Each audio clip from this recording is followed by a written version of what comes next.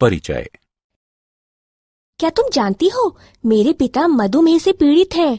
ओह, क्या तुम्हारे दादाजी को भी मधुमेह था? मैं नहीं जानती, पर तुम ये क्यों पूछ रही हो? मैं ये जानना चाहती हूँ कि कहीं तुम्हारे पिता को ये रोग उनके माता पिता से वंशागत रूप से तो नहीं मिला? किसी को वंशागत रूप से रोग कैसे मिल सकता है?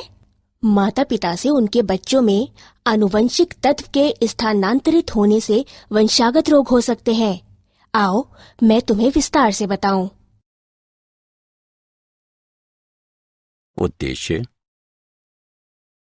इस पाठ के अंत में आप निम्न करने में सक्षम हो जाएंगे: आनुवंशिक तत्व के रूप में डीएनए की खोज को समझना, पॉलीन्यूक्लियोटाइड श्रृंखला डीएनए तथा आरएनए की संरचना को समझना, केंद्रीय सिद्धांत यानी सेंट्रल डॉगमा की पहचान करना, केंद्रक में डीएनए की पैकेजिंग को समझना, ग्रिफिथ के रूपांतरण सिद्धांत को समझना, हर्शे एवं चेस के प्रयोग को समझना और डीएनए तथा आरएनए के बीच अंतरों को पहचानना।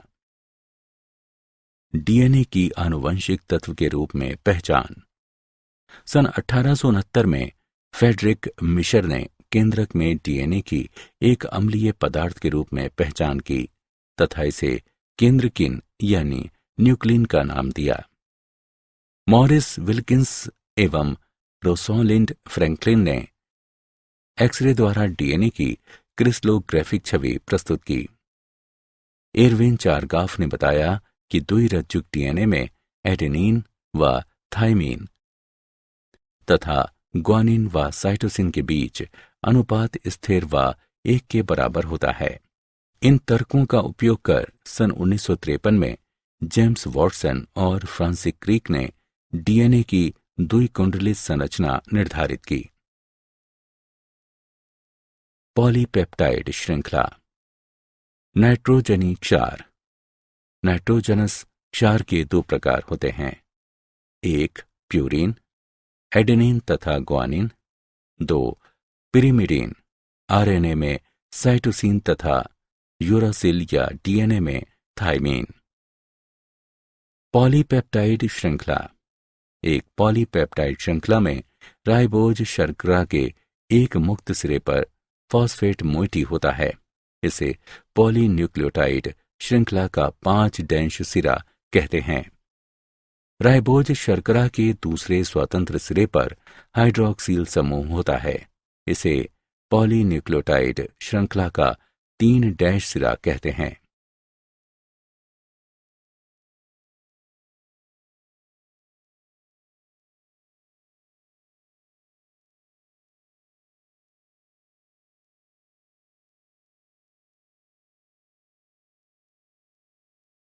डीएनए की संरचना। डीएनए 2 न्यूक्लियोटाइड श्रृंखलाओं का बना होता है, जिसका आधार शर्करा फॉस्फेट का बना होता है। 2 बहुलक प्रति समानांतर चलते हैं। एक बहुलक की ध्रुवता 5' से 3' होती है, जबकि दूसरे बहुलक की ध्रुवता 3' से 5' होती है। दोनों बहुलकों में पूरक आधार युग्मन होता है, जहां क्षारक युग्म हाइड्रोजन बंधों से बंधे होते हैं। दोनों श्रृंखलाएं दक्षिणावर्ती ढंग से राइट हैंडेड फैशन कुंडलित होती हैं। एक कुंडली में प्रत्येक 0.34 नैनोमीटर के बाद क्षारक युग्म होते हैं और प्रत्येक 3.4 नैनोमीटर के बाद कुंडली घूम जाती है।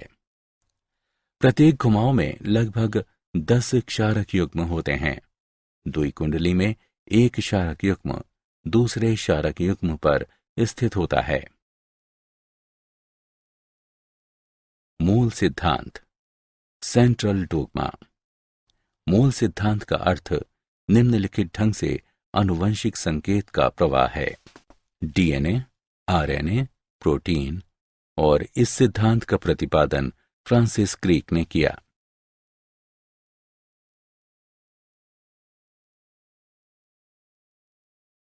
प्राक केंद्रकों यानी प्रोकार्योट में डीएनए कुंडली संवेष्टन। एक प्रारूपी स्तनधारी कोशिका में डीएनए दुई कुंडली की लंबाई 2.2 मीटर होती है। एक छोटे से केंद्रक में इसका समावेश कैसे होता है? एक प्राक केंद्र की कोशिका में डीएनए। प्राक केंद्रकों में डीएनए विशाल पाशों में संगठित होता है, जिसे प्रोटीनों में स्थित केंद्र काभ यानी न्यूक्लियोइड थामे रहते हैं। ससीम केंद्रकों यानी यूकारियोट्स में डीएनए कुंडली का संवेष्टन। ससीम केंद्रकी में हिस्टोन्स संगठित होते हैं, जिससे 8 हिस्टोन अणुओं की एक इकाई का निर्माण होता है, जिसे हिस्टोन अष्टक कहते हैं। डीएनए ऋणात्मक रूप से आवेष्टित अष्टक से लिपटा होता है, जिससे केंद्रिकाभ यानी न्यूक्लियोजोम का निर्माण होता है। आवर्ती केंद्रिकाभ न्यूक्लियोजोम केंद्रक में धागानुमा संरचनाओं का निर्माण करते हैं, जिन्हें एक के बाद एक मिलते हैं, उसे क्रोमेटिन कहते हैं। इलेक्ट्रॉन सूक्ष्मदर्शी में केंद्रिकाभ न्यूक्लियोजोम धागे पर मन के जैसे दिखाई देते हैं। क्रोमेटिन संवेष्टित होता है, जिससे क्रोमेटिन तंतुओं का निर्माण होता है।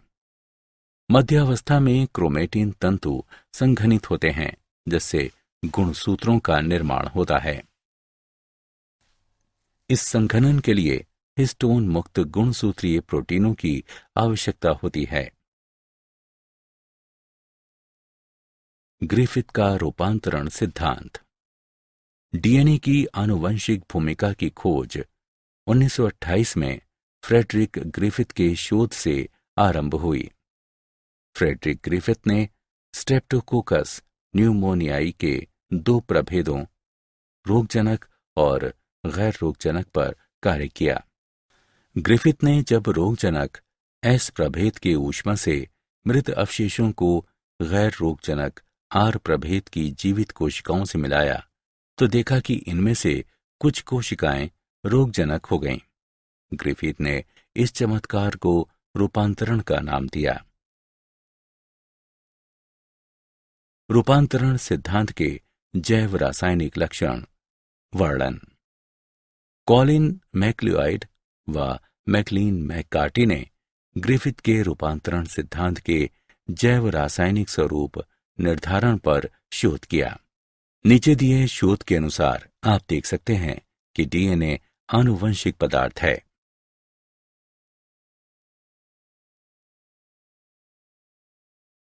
हर्शे चेस प्रयोग। सन 1952 में अल्फ्रेड हर्शे और मार्था चेस ने अपने प्रयोगों से सिद्ध किया कि डीएनए T2 नामक जीवाणु भोजी फाज का आनुवंशिक तत्व है। उन्होंने कुछ विषाणु रेडियोधर्मी फास्फोरस रेडियोधर्मी डीएनए उत्पादक से युक्त एक साधन पर और कुछ अन्य रेडियोधर्मी गंधक यानी रेडियोधर्मी प्रोटीन उत्पादक युक्त साधन पर उगाए। रेडियोधर्मी विभोजियों को ई कोलाई जीवाणु से चिपक जाने दिया गया। पाया गया कि रेडियोधर्मी डीएनए से युक्त विषाणु से संक्रमित जीवाणु रेडियोधर्मी थे, जबकि रेडियोधर्मी प्रोटीन से संक्रमित विषाणु में डीएनए नहीं था। इससे स्पष्ट होता है कि विषाणु से जीवाणु का प्रेषित तत्व डीएनए था। आनुवंशिक तत्व के गुण। एक आनुवंशिक रूप में कार्य करने हेतु एक अणु का निम्नलिखित मानकों को पूरा करना आवश्यक है। उसे प्रतिकृति बनानी चाहिए। उसे रासायनिक और संरचनात्मक स्तर पर स्थिर होना चाहिए। उसमें उत्परिवर्तन की संभावना होनी चाहिए। उसमें स्वयं को मेंडलीय लक्षणों के रूप में प्रकट करने की क्षमता होनी चाहिए।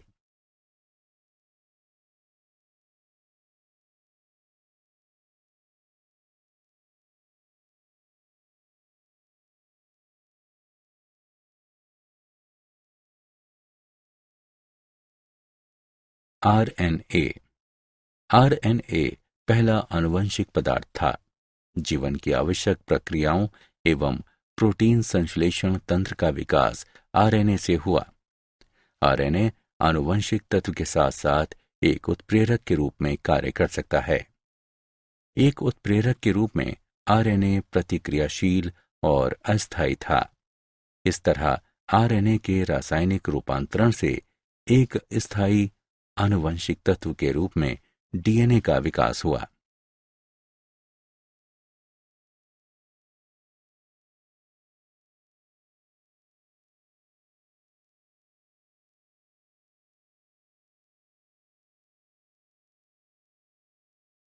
कौन सा आनुवंशिक तत्व बेहतर है, आरएनए या डीएनए?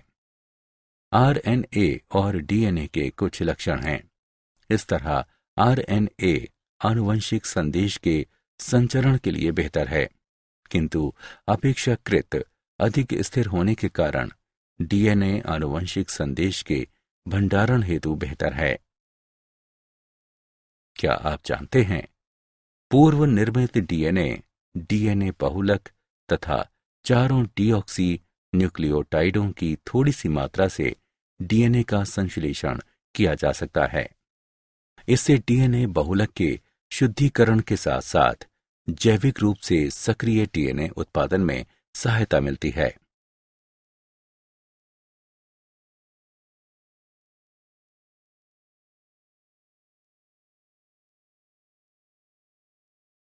सारांश। आइए हमने जो कुछ सीखा है उसे संक्षेप में दोहराएं। डीएनए आनुवंशिक संदेश का संग्रह करता है। आरएनए अधिकांशतः आनुवंशिक संदेश के अंतरण और अभिव्यक्ति में सहायता करता है। डीएनए रासायनिक एवं संरचनात्मक रूप से अधिक स्थिर होने के कारण एक बेहतर आनुवंशिक तत्व है। डीएनए 2 पॉलीपेप्टाइड श्रृंखलाओं से बना होता है। डीएनए कुंडली के क्षारक युग्म आपस में हाइड्रोजन बंध द्वारा जुड़े होते हैं। डीएनए कुंडली में पूरक आधार युग्मन होता है। फ्रेडरिक ग्रिफिथ ने प्रयोगों के आधार पर रूपांतरण सिद्धांत का हल निकाला।